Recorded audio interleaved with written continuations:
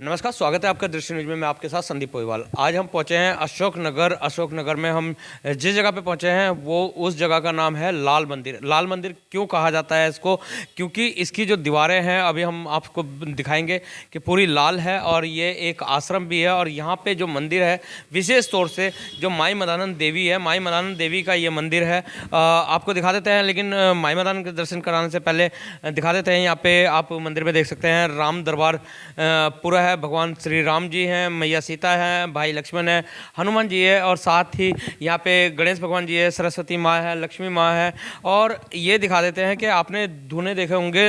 धूना की अगर जो बात आती है तो धूना बोला जाता है कि गुरु गोरखनाथ जी का है या भैरवनाथ जी का है, लेकिन ये जो धूना है ये अलग ही धूना है। ये इसको बोलते हैं शिव धूना, यानी कि शिव भोलेनाथ का धूना है यहाँ पे है। और माई मदान का ये मंदिर आखिर यहाँ पे क्यों बना ये भी हम जानेंगे, लेकिन उससे पहले हम आपको पूरा मंदिर का नज़ारा दिखा रहे हैं। और जो ये मंदिर के गुरु जी हैं उनसे भी हम आपकी बात करवाएंगे कि आखिर माई मदान का मंदिर यहाँ पे क्यों आया है। क्योंकि बहुत से लोग अगर जो अलग अलग तरीके से बोला जाता है कि माई मदान का जो थान है पंजाब है, कोई बोलता है सीख पात्री है, कोई बोलता है रायवाला है, कोई बोलता है गुड़गांव है, लेकिन रुड़की के अंदर ये माई मदान का मंदिर है। और बहुत ही सिद्ध मंदिर बोला जाता है कि यहाँ पे जो भी मनोकामना लेके आता है उसकी मनोकामना पूरी होती है।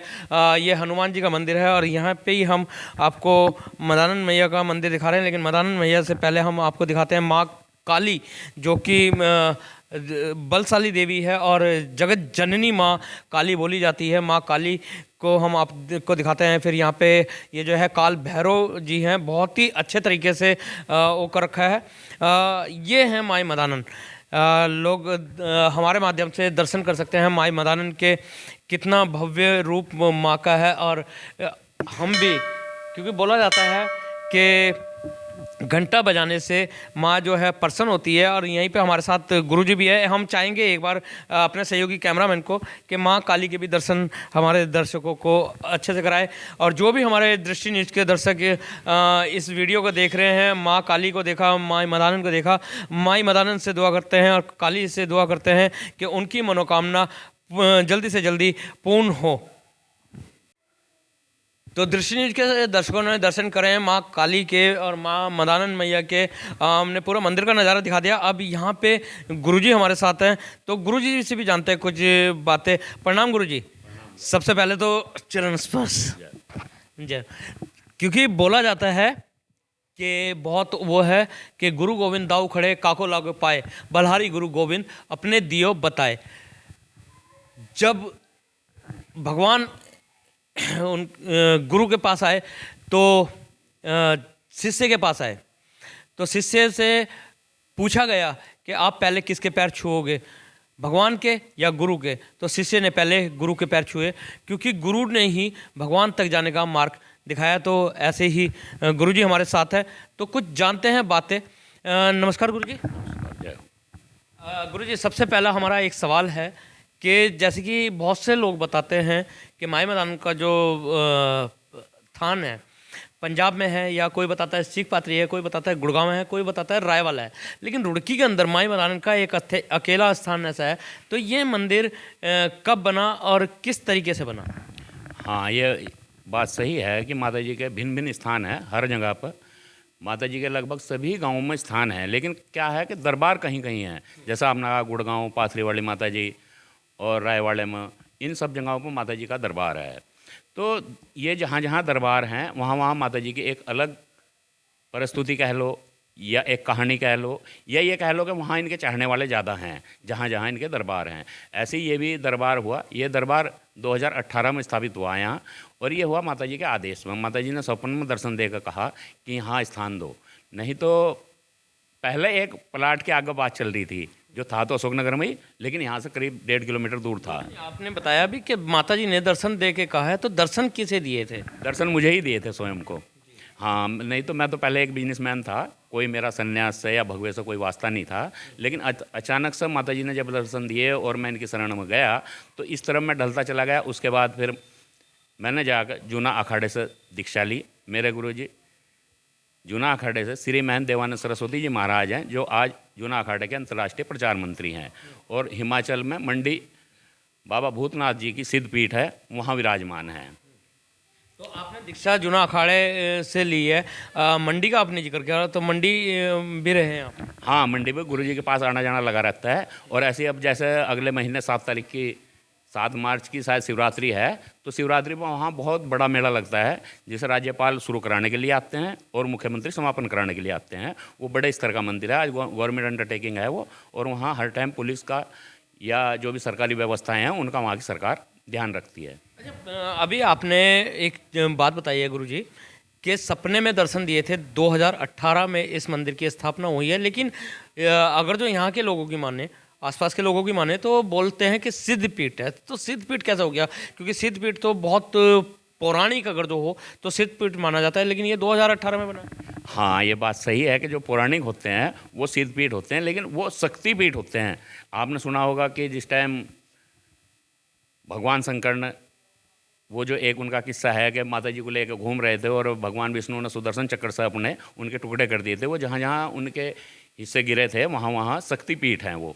और ये सिद्धपीठ इसलिए कहलाता है क्योंकि यहाँ जो लोग आते हैं उनकी मनोकामना पूर्ण होती है। जो भी जिस मनोकामना को लेकर आए, यहाँ माता जी के 5 सोमवार किए तो साल भर के अंदर, 1.5 साल के अंदर उनकी मनोकामना पूर्ण होती है। इसलिए लोग इसे जो है सिद्धपीठ बोलते हैं। माई मदन का विशेष रूप क्या है गुरुजी? देखो, विशेष रूप के बारे में कुछ नहीं कहा जा सकता। माता जी जो है योग माया है, वो किस रूप में कब कहाँ किसे दर्शन देंगे कुछ नहीं कहा जा सकता, और ना ही कोई इनके रूप के बारे में बता सकता। और आपने देखा होगा कहीं भी इनके रूप की कोई चर्चा नहीं होती, क्योंकि माता जी जो दर्शन देती हैं या तो वही समझ सकता है जिसे देती हैं, और नहीं तो माता जी जो है माता जी के ही रूप में दर्शन देती हैं। अब माता जी का रूप क्या है ये आप स्वयं समझ सकते हैं। कहा जाता है हिंदू अगर जो सनातन धर्म की बात करें तो 33 कोटि देवी देवताएं हैं। 33 कोटि देवी देवताएं में हमने बहुत बड़े बड़े संत देखे हैं। जो कोई वैष्णो देवी की शरण में जाता है, या शिव शंकर भोलेनाथ की शरण में जाता है, विष्णु भगवान की शरण में जाता है, या अन्य कोई देवी जो प्रसिद्ध देवी हैं, लेकिन माई मदान को जल्दी से कोई नहीं जानता। आपका क्या रीजन था कि माई मदान की शरण में आया? हाँ, ये बात सही है। सनातन में भिन्न देवी देवता हैं। माता जी माँ वैष्णो देवी भी हैं, महाकाली भी हैं, माँ दुर्गे भी हैं, माँ पार्वती भी हैं, माँ सरस्वती भी हैं, माँ लक्ष्मी जी भी हैं, माँ सीता जी भी, और भी बहुत हैं। लेकिन मैं माता जी की शरण में क्यों गया या माता जी ने मुझे क्यों दर्शन दिए, इसके बारे में तो मैं स्वयं भी नहीं जानता। लेकिन हाँ, ये ज़रूर है कि माता जी ने जब मुझे दर्शन दिए तो मेरा माता जी से लगाव होता चला गया। उसके बाद मैं माता जी की शरण में चला गया या मैं माता जी की सेवा करने लगा या क्या हुआ, इसके बारे में तो मैं स्वयं भी नहीं बता सकता। लेकिन हाँ, मेरे अंदर से एक ये बात ज़रूर उत्पन्न हुई कि मुझे माता जी की सेवा करनी चाहिए। और जैसे जैसे मैं आगे बढ़ता रहा वैसे वैसे माता जी जो है हर काम को बढ़िया अच्छे से करने लगी, और मैं जो है इसी में ही रम गया। और मैं माता जी की सेवा पूर्ण रूप से करता हूँ, आज भी करता हूँ और कल भी कर रहा था। जब से मैं इस जीवन में आया, ये संन्यास धारण किया मैंने, तभी से मैं लगातार माता जी की सेवा कर रहा हूँ। और मुझे अभी लगभग माता जी की सेवा करते हुए 10-11 साल हो चुके हैं। गुरुजी, संन्यास जीवन से पहले आपका जीवन एक बिजनेसमैन का जीवन था, यानी कि आप अच्छे व्यापारी व्यक्ति थे। अगर तो बात करी जाए माई मदानन की, तो जो सूत्रों की माने तो वाल्मीकि समाज की देवी है ये। वाल्मीकि समाज में ही इनको ज़्यादा पूजा जाता है, लेकिन आप वाल्मीकि समाज से नहीं आते, फिर आप माई मदानन को कैसे पूजने लगे? देखिए, ये तो देवी देवता किसी भी समाज में कहीं भी पूज सकते हैं, उसकी तो कोई बात नहीं होती। जिसकी जैसी श्रद्धा वो वहाँ जम सकता है और वहीं जाकर उसकी सेवा कर सकता है। रही बात वाल्मीकि समाज की, तो ये बात निश्चित है कि माता जी जो है वाल्मीकि समाज की इष्ट देवी हैं, ऐसा हम कह सकते हैं। उन्हें कुल देवी हैं, ऐसा भी हम कह सकते हैं। लेकिन ये ज़रूरी नहीं है कि मान लिया वाल्मीकि समाज उन्हें पूज रहा है तो हम नहीं पूजने के। देखो, सनातन की व्यवस्था है, सनातन में जितने भी देवी देवता हैं उन्हें वाल्मीकि समाज भी पूजता है और हम भी पूजते हैं। तो हमें अच्छा लगा, या माता जी ने दर्शन दिए, या हम इससे प्रभावित हुए, या माता जी को हमारी सेवा पसंद आई, तो इस कारण हम माता जी की सेवा करने लगे और माता जी की ही शरण में है। और इसी दरबार में लोग आके माता जी की जय जयकार करते हैं। मानते हैं इसके पीछे? इसके पीछे बस क्या कारण माना जा सका। अब देखिए, इंसान जो है उसकी खोपड़ी उल्टी है और वो हमेशा लालच के वशीभूत होकर चला है। तो अगर वो आदमी जो भी कोई है, अगर आज उसे दुख है तो कल सुख भी आएगा, और अगर सुख है तो दुख भी निश्चित आना ही आना है। तो मेरा तो मानना यही है कि जब हम दुख में भगवान को याद कर सकते हैं, सुख में भी हमें भगवान को याद करना चाहिए। और जब हम सुख में लगातार भगवान को याद करते रहेंगे तो दुख आने का ही नहीं है। हाँ, दुख और सुख ये जो है एक गाड़ी के 2 पहिए हैं। आज सुख है तो कल दुख भी आएगा, आज दुख है तो कल सुख भी आओगा। ये बात निश्चित है। और आदमी को जो है हमेशा लगातार भगवान की तो शरण में रहना ही चाहिए। चाहे वो मैं ये नहीं कहता कि माई मदानंद को ही मानना होगा, वो किसी को भी मान सकते हैं, गणेश जी को मान सकते हैं, शंकर जी को मान सकते हैं, हनुमान जी को मान सकते हैं, अपना सनातन धर्म हाँ। लेकिन सनातन में जो व्यवस्था है उसके अधीन होकर चलना चाहिए और सनातन की परंपराओं पर चलते रहना चाहिए। किसी भी इष्ट को लेकर चलना, अपना उनका कोई भी गुरु है उसके सानिध्य में चले, गुरु जैसा मार्ग दिखाते हैं वैसे वैसे वो लोग करते रहें। जी, बहुत बहुत धन्यवाद हमारे चैनल में जुड़ने के लिए। तो ये थे हमारे साथ स्वामी इतित्वानंद गुरु जी, जो कि साफ लफ्ज़ों में एक चीज़ कहा है कि अपनी सनातन की व्यवस्थाओं को बरकरार रखें। किसी भी रूप में माने, आप किसी को भी माने, लेकिन अपना इष्ट एक बना के चलें तो दुख कभी नहीं आएंगे। और जहाँ अगर तो आप दुख में सिमरन करते हो तो सुख में भी सिमरन करते हो। तो एक गाना भी है इसके ऊपर कि दुख में सिमरन सब करे, सुख में करे ना कोई। अगर सुख में सिमरन करे तो दुख काहे को होई।